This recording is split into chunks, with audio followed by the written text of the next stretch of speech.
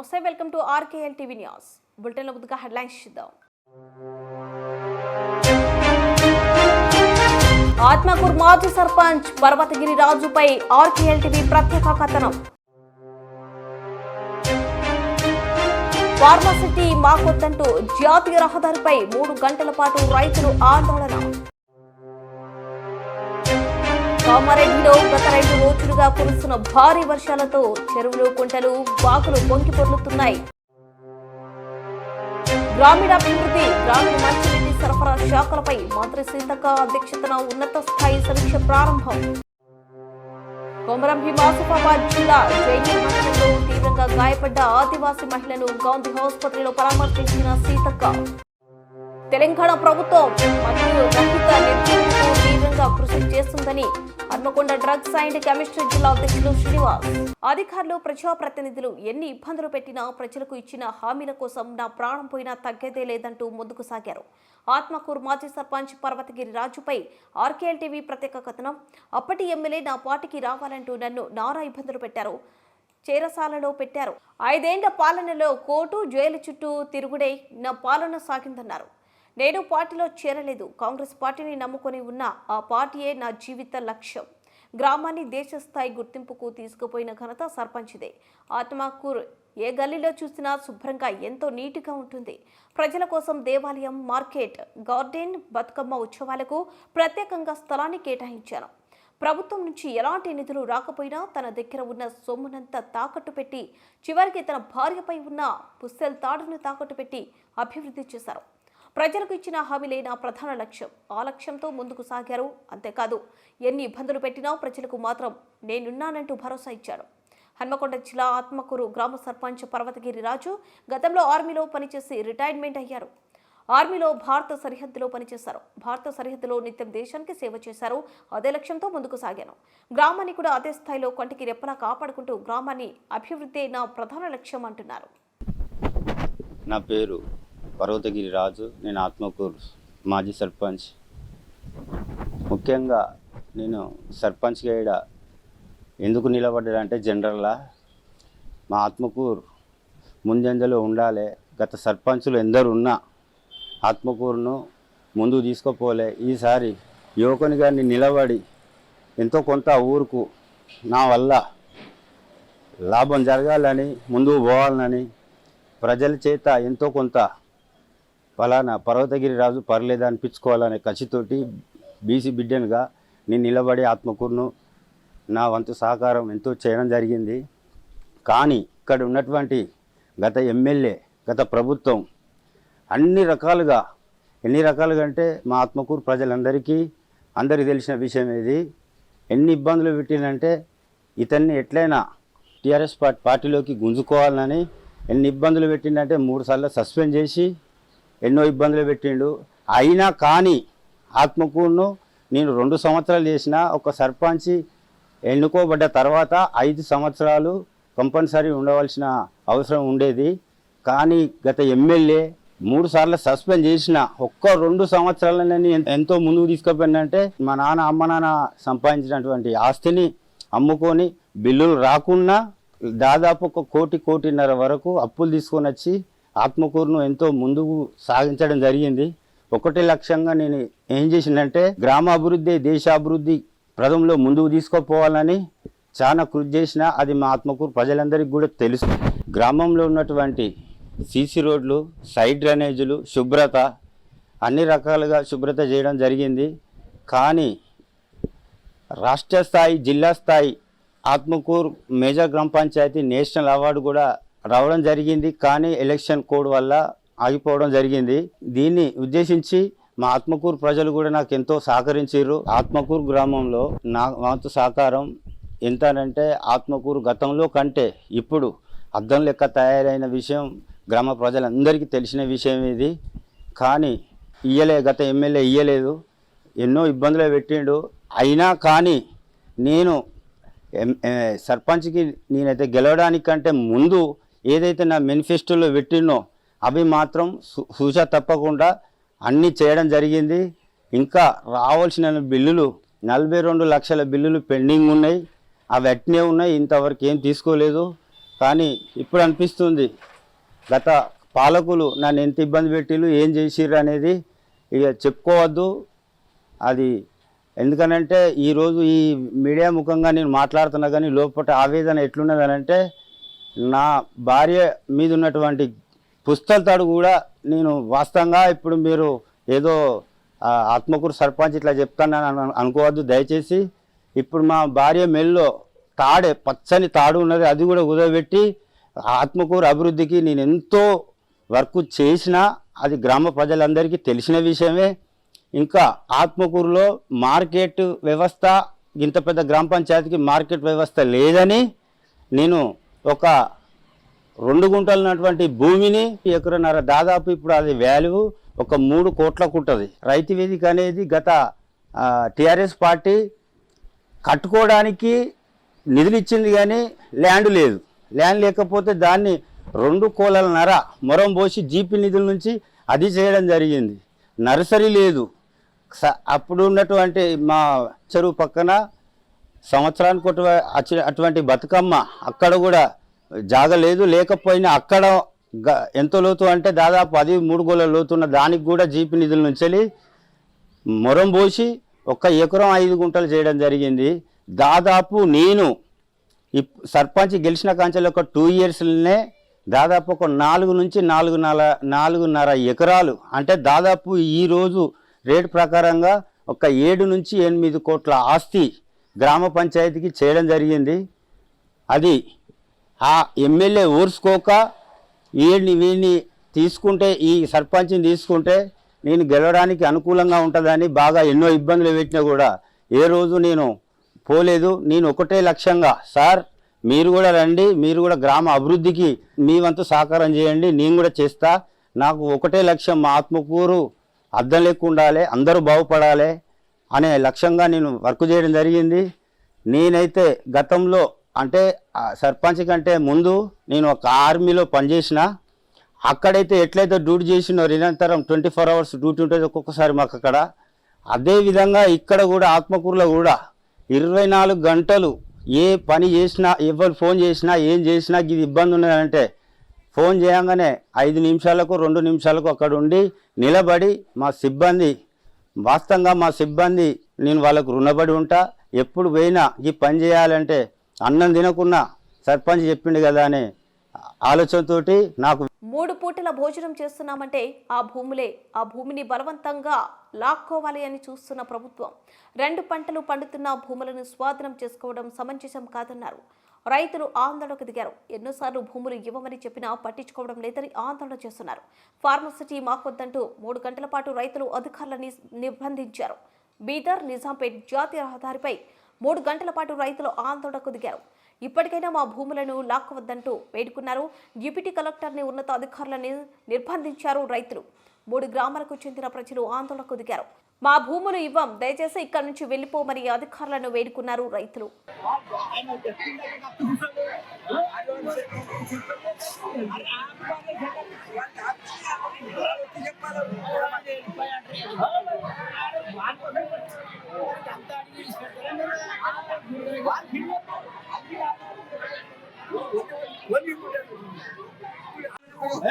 ఎవరు మాట్లాడు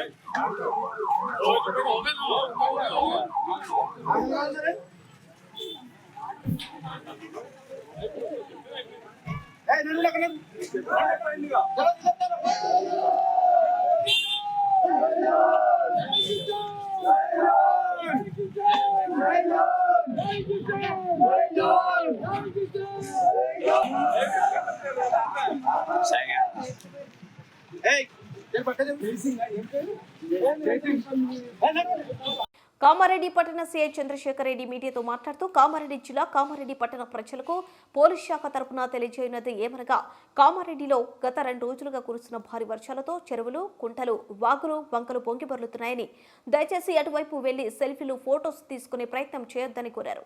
కామారెడ్డి జిల్లాను రెడ్ అలర్ట్ గా ప్రకటించడం జరిగిందని, లోతట్టు ప్రాంతాల ప్రజలు అప్రమత్తంగా ఉండాలని కోరారు. అంతేకాకుండా వచ్చే వినాయక చవితి సందర్భంగా గణపతులను తీసుకొచ్చేటప్పుడు ఎలక్ట్రికల్ వైర్లను తాకొద్దని తెలిపారు. వినాయకులను తీసుకొచ్చేటప్పుడు చాలా జాగ్రత్తగా పాటించాలని కోరారు. కామారెడ్డి జిల్లా పోలీస్ తరఫున కామారెడ్డి పట్టణ ప్రజలకు మరియు జిల్లా ప్రజలకు తెలియజేయ ముఖ్య విషయం ఏమనగా గత 2 రోజుల నుంచి కురుస్తున్నటువంటి భారీ వర్షాలకు అన్ని చెరువులు నిండి ఉన్నాయి. అదేవిధంగా కామారెడ్డి జిల్లాను రెడ్ అలర్ట్ కిందగా ప్రకటించడం జరిగింది. భారీ నుండి అతి భారీ వర్షాలు పడే అవకాశం ఉన్నందువల్ల ప్రజలెవరూ కూడా వారి యొక్క దూర ప్రయాణాలను కానీ వేరే ఊళ్ళకి వెళ్ళే ప్రయాణాలు కానీ మానుకోవాలని, ఎవరి ఇళ్లలో వాళ్ళే ఉండాలని, ముఖ్యంగా ఏదైతే ఈ వరదలు అంటే రోడ్లు దాటుతున్న క్రమంలో వరదలు వచ్చే క్రమంలో ఎట్టి పరిస్థితులు అటువైపు వెళ్ళకూడదని విజ్ఞప్తి చేయడం జరుగుతుంది. అదే కాకుండా సెల్ఫీలు దిగాలనే ఉద్దేశంతో చెరువుల దగ్గరికి అలుగుల దగ్గరికి వెళ్ళి సెల్ఫీలు దిగాలనే ఒక ఆలోచనతో వెళ్తా ఉంటారు. దయచేసి అలాంటి పనులు మానుకోవాలని పోలీస్ శాఖ తరఫు నుంచి విజ్ఞప్తి చేస్తా ఉన్నాను. అంతేకాకుండా ఎక్కువగా వర్షం వచ్చేటప్పుడు ప్రయాణం చేయడం వల్ల అది యాక్సిడెంట్లు అయ్యే అవకాశం ఉంటాయి. అదేవిధంగా చెరువులలో కానీ పొలంలలో కానీ ఈ రోడ్డు వాగులలో కానీ ఈతలు కొట్టడానికి వెళ్ళకూడదని, చేపలు పట్టడానికి వెళ్ళకూడదని విజ్ఞప్తి చేయడం జరుగుతుంది. Thank you. కామారెడ్డి పట్టణంలోకి వివిధ ప్రాంతాల నుంచి పెద్ద ఎత్తున గణేష్లను తీసుకొచ్చి వారి యొక్క ఇన్స్టాలేషన్ అంటే గణేష్లను ఇన్స్టాల్ చేసే ప్లేస్లకు తీసుకెళ్తా ఉన్నారు. వర్షాలు పడతా ఉన్నాయి, రోడ్ల మీద వైర్లు అవి విని అడ్డము తగిలే అవకాశం ఉంటుంది. కాబట్టి తీసుకెళ్ళేటప్పుడు జాగ్రత్తగా ఈ ఎలక్ట్రికల్ వైర్స్ కానీ మిగతా ఏమైనా వైర్స్ ఉంటే తగలకుండా జాగ్రత్తగా తీసుకెళ్లాలని, వర్షం ఉన్న సమయంలో ఎట్టి పరిస్థితుల్లో కూడా ఎలాంటి వైర్లను కానీ ఈ ఎలక్ట్రికల్ పోల్స్ కానీ ముట్టుకోకూడదని చెప్పి విజ్ఞప్తి చేయడం జరుగుతుంది. అంతేకాకుండా ఈ లోతట్టు ప్రాంతాల్లో ఉన్నటువంటి వారు వాళ్ళ ఇళ్లలో నుంచి దయచేసి ఆ ఇళ్లను ఖాళీ చేసి పునరావాస ప్రాంతాలకు రావాలని, ఎట్టి పరిస్థితుల్లో కూడా కూలిపోయే అవకాశం ఇళ్లలో నివసించకూడదని విజ్ఞప్తి చేస్తా ఉన్నాం. Thank you. గ్రామీణాభివృద్ధి, గ్రామీణ మంచినీటి సరఫరా శాఖలపై మంత్రి సీతక్క అధ్యక్షతన ఉన్నత స్థాయి సమీక్ష ప్రారంభం. జిల్లా అధికారులతో టెలికాన్ఫరెన్స్. ఈ సందర్భంగా మంత్రి మాట్లాడుతూ భారీ వర్షాల నేపథ్యంలో శాఖల వారీగా చేపట్టాల్సిన చర్యలపై దిశానిర్దేశం, పారిశుద్ధ్య నిర్వహణ, తాగునీటి సరఫరా, రహదారుల పునరుద్ధరణపై సూచనలు చేశారు. అవసరమైన నిధులు మంజూరు చేస్తామని వెల్లడి. ప్రతి మండలానికి 5 అధికారులతో ఫ్లడ్ మేనేజ్మెంట్ కమిటీలు వేయాలని ఆదేశాలు జారీ చేశారు. గ్రామాల్లో చెరువులు, వాగులు, కాలువలపై వెలిసిన అక్రమ కట్టడాల జాబితాను జిల్లా కలెక్టర్కు అందజేయాలన్నారు. నిధులు కూడా ఇవ్వడం జరిగింది. ఇంకా సూర్యాపేట కానీ, నల్గొండ కానీ, భద్రాద్రి కొత్తగూడెం కానీ, మహబూబాద్ కానీ వీటికి అఫీషియల్ గా 5 కోట్లు ప్రకటించారు. బట్ ఇవి కాకుండా కూడా గ్రామీణ స్థాయిలో చాలా చోట్ల డ్యామేజ్ అయింది. కాబట్టి వాటిని దృష్టిలో పెట్టుకొని మీరు కరెక్ట్ గా అంచనా, సరైనటువంటి అంచనా తోటి పైకి పంపండి. సరైన అంచనా కూడా రావాలంటే ఖచ్చితంగా మరి మీరు పర్యటన చేయాలి. గ్రామీణ మిగతా అధికారులతోటి, అక్కడ ఉన్నటువంటి ఇతర అధికారులతోటి, ఇతర శాఖలతోటి కూడా మన పంచాయతీరాజ్, రోడ్స్, అదే విధంగా మిషన్ భగీరథ అధికారులు ఒక సమన్వయంతో మరి హెల్త్ డిపార్ట్మెంట్ కావచ్చు, పోలీస్ డిపార్ట్మెంట్ కావచ్చు, ఇంకా ఇతరత్ర అక్కడ డిప్లాయ్ చేసినటువంటి ఇతర అధికారులు కూడా ఉంటారు. వాళ్ళతోటి కోఆర్డినేషన్ చేసుకోవాలి. ఇప్పుడు వర్షాలు అనేది రాష్ట్ర వ్యాప్తంగా మొదలైంది. దాంతో పాటు ఇళ్లలో కూడా పెద్ద ఎత్తున బురదలు వస్తున్నాయి. దాని క్లీనింగ్ బాధ్యత కూడా మనదే. కొమరం భీం ఆసిఫాబాద్ జిల్లా జైనూర్ మండలంలో ఆటో డ్రైవర్ దాడిలో తీవ్రంగా గాయపడ్డ ఆదివాసీ మహిళను గాంధీ ఆసుపత్రిలో పరామర్శించిన సీతక్క ఆదివాసీ మహిళకు జరుగుతున్న శస్త్రచికిత్స వివరాలను అడిగి తెలుసుకున్నారు. ఈ సందర్భంగా మంత్రి మాట్లాడుతూ ఎస్టీ సంక్షేమ శాఖ తరపున ₹1,00,000 పరిహారాన్ని కుటుంబ సభ్యులకు అందజేశారు. ఘటన విషయంలో కొందరు చేస్తున్న విమర్శలపై తీవ్ర ఆగ్రహం వ్యక్తం చేశారు. దాడి ఘటనకు పక్కదారి పట్టించాల్సిన అవసరం ప్రభుత్వానికి లేదన్నారు. తక్షణ పరిహారంగా ₹1,00,000 ఇస్తే దాన్ని కూడా తప్పు పడతారా? ఆడబిడ్డకు అన్యాయం జరిగిందని తెలవగానే ప్రభుత్వం వెంటనే స్పందించింది. దోషులకు కఠినంగా శిక్ష పడేలా చేయడం మా బాధ్యత అన్నారు. ఎవరు డైవర్ట్ చేస్తారో వాళ్ళని అడగాలి. బాధితురాలు ఆమె సర్జరీ జరుగుతుంది, ఏది ఫేస్ ఏదైతే ఉందో సర్జరీ జరుగుతుంది. కాబట్టి ఇప్పుడు మేము కూడా పరామర్శించలేదు. నేను వచ్చినా పరామర్శించినాం. ఏం జరిగిందో మొత్తం కొంత ఆమె చెప్తుంటే మాకు కూడా ఆ లాంగ్వేజ్ అర్థం కాకుండా వాళ్ళ కొడుకు ద్వారానే మేము తెలుగులో మళ్ళీ ట్రాన్స్లేషన్ చేసుకుని విన్నాం. కానీ ఇక్కడ డైవర్ట్ చేయాల్సిన అవసరం ఎవరికి లేదు. ఖచ్చితంగా దోషులు ఎంతటి వారైనా శిక్షించడం మా బాధ్యత. ఆ బిడ్డలుగా కూడా మాకు కూడా ఇంకా ఎక్కువ బాధ్యత. ఆడబిడ్డగా, ఆదివాసీ బిడ్డగా కూడా ఆ ఆడబిడ్డకు జరిగిన అన్యాయం పట్ల మేము వెంటనే రెస్పాండ్ అయినాము. డైవర్ట్ చేసి కమ్యూనల్గా మార్చాలనే కుట్రలు వేరే చేస్తుంది. అది ఎవరు చేస్తున్నారు, దాన్ని ఎవరు ప్రోత్సహిస్తున్నారు అనేది సమాజం ఆలోచిస్తుంది. తెలంగాణ ప్రభుత్వం మత్తు రహిత నిర్మూలనకు తీవ్రంగా కృషి చేస్తుందని హనుమకొండ డ్రగ్స్ అండ్ కెమిస్ట్రీ జిల్లా అధ్యక్షుడు శ్రీనివాస్ అన్నారు.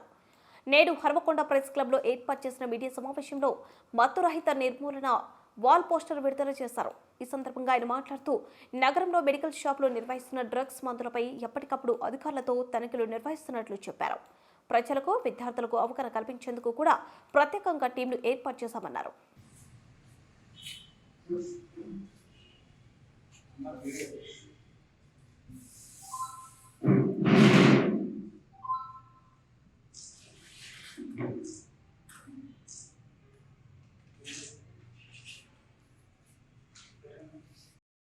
డ్రగిస్ట్ అసోసియేషన్ సార్ 1768 మంది సభ్యత్వం ఉన్న మా Hanamkonda chemist and druggist association, 45,000 సభ్యత్వం ఉన్న తెలంగాణ కెమిస్ట్ అండ్ డ్రగిస్ట్ అసోసియేషన్కు అఫిలియేటెడ్ అసోసియేషన్ మాది.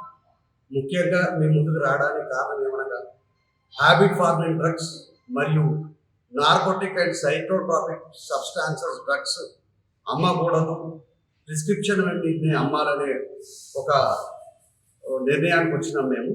ముఖ్యంగా డ్రగ్స్ రహిత సమాజం ఏర్పడాలనే ఒక మంచి ఉద్దేశంతో ఆ నిర్మాణంలో మేము కూడా భాగ్యస్వాములం కావాలని మా director of drugs control administration Shri Kamalasan Reddy గారు ఇచ్చిన ఆదేశానుసారం మేము షెడ్యూల్డ్ డ్రగ్స్ మరియు షెడ్యూల్ H1 డ్రగ్స్ మరియు NDPS డ్రగ్స్ ఇవన్నీ ప్రిస్క్రిప్షన్ లేని దయచేసి మీ ద్వారా మేము ప్రజానికానికి, మా కెమిస్ట్ బంధువులకు తెలియజేయడం ఏమనగా ఎట్టి పరిస్థితుల్లో ప్రిస్క్రిప్షన్ లేని మీరు మెడికల్ షాప్స్కి వచ్చి అడిగినా మేము ఇయ్యలేని పరిస్థితి. కాబట్టి దయచేసి H1 డ్రగ్స్ ఏ డాక్టర్ ప్రిస్క్రిప్షన్ ఉందో ఆ డాక్టర్ ప్రిస్క్రిప్షన్ హార్డ్ కాపీ తీసుకురావాలా. కొందరు సెల్ ఫోన్లలో ప్రిస్క్రిప్షన్ కాపీస్ తీసుకొచ్చి మేము ప్రిస్క్రిప్షన్ చూపెడుతున్నాము ఇవ్వండి అంటే ఇవ్వలేని పరిస్థితి అండి. మీరు హార్డ్ కాపీ తీసుకొస్తే హార్డ్ కాపీస్ మీద మేము డెలివర్డ్ అని మా ఫార్మసిస్ట్ అక్కడ మీకు సంతకాలు పెట్టి ఎన్ని గోళీలు ఇచ్చినామని ఇచ్చేసి అంతమందమే మీకు 30 రాస్తే 30 గోళీలు ఇచ్చి ఏ మెడికల్ షాపులలో తీసుకోవచ్చు కానీ ఆ 30కి మించి ఇవ్వరాని పరిస్థితి. కాబట్టి దయచేసి మీ ద్వారా ప్రజానికానికి మరియు పేషెంట్లకు తెలియజేయడమేగా ప్రిస్క్రిప్షన్ లేని మందులను అడిగి మమ్మల్ని ఇబ్బంది పెట్టకుండా, మీరు ఇబ్బంది పడకుండా ప్రిస్క్రిప్షన్ తీసుకొని రావాలనేది మా విన్నపము. మరియు ముఖ్యంగా హ్యాబిట్ ఫార్మింగ్ డ్రగ్స్ అనేది ఏవైతున్నాయో వాటి వల్ల దుష్ప్రచారాలు అనేకం ఉంటాయి. కాబట్టి ఈ మత్తు రహిత సమాజాన్ని ఏర్పాటు చేయాలి అనే ఒక సదుద్దేశంతో మమ్మల్ని కూడా భాగస్వాములు కమ్మని మా డైరెక్టర్ గారు కానీ లేదా గౌరవనీయులు ముఖ్యమంత్రి వర్యులు మత్తు రహిత సమాజాన్ని ఏర్పాటు చేసే క్రమంలో మా భాగస్వామ్యం ఉన్నది. కాబట్టి మేము సంపూర్ణమైన మద్దతు వారికి తెలియజేస్తూ ప్రిస్క్రిప్షన్ కంపల్సరీ ఉన్న మందులను మాత్రం ప్రిస్క్రిప్షన్ తోటే మీరు రావాలని మనస్ఫూర్తిగా మీ ద్వారా ప్రజానీకానికి, పేషెంట్లకు అభ్యర్థిస్తున్నాం. Thank you. బులెటిన్ ముగించే ముందు హెడ్లైన్స్ మరోసారి. ఆత్మకూరు మాజీ సర్పంచ్ పర్వతగిరి రాజుపై RKLTV ప్రత్యేక కథనం. ఫార్మాసిటీ మాకొద్దంటూ జాతీయ రహదారిపై 3 గంటల పాటు రైతులు ఆందోళన. కామారెడ్డిలో గత 2 రోజులుగా కురుస్తున్న భారీ వర్షాలతో చెరువులు, కుంటలు, వాగులు పొంగి పొర్లుతున్నాయి. గ్రామీణాభివృద్ధి, గ్రామీణ మంచినీటి సరఫరా శాఖలపై మంత్రి సీతక్క అధ్యక్షతన ఉన్నత స్థాయి సమీక్ష ప్రారంభం. కొమరం భీం ఆసిఫాబాద్ జిల్లా జైనూర్ మండలంలో తీవ్రంగా గాయపడ్డ ఆదివాసీ మహిళను గాంధీ ఆసుపత్రిలో పరామర్శించిన సీతక్క. తెలంగాణ ప్రభుత్వం మత్తు రహిత నిర్మూలనకు తీవ్రంగా కృషి చేస్తుందని హన్మకొండ డ్రగ్స్ అండ్ కెమిస్ట్రీ జిల్లా అధ్యక్షుడు శ్రీనివాస్.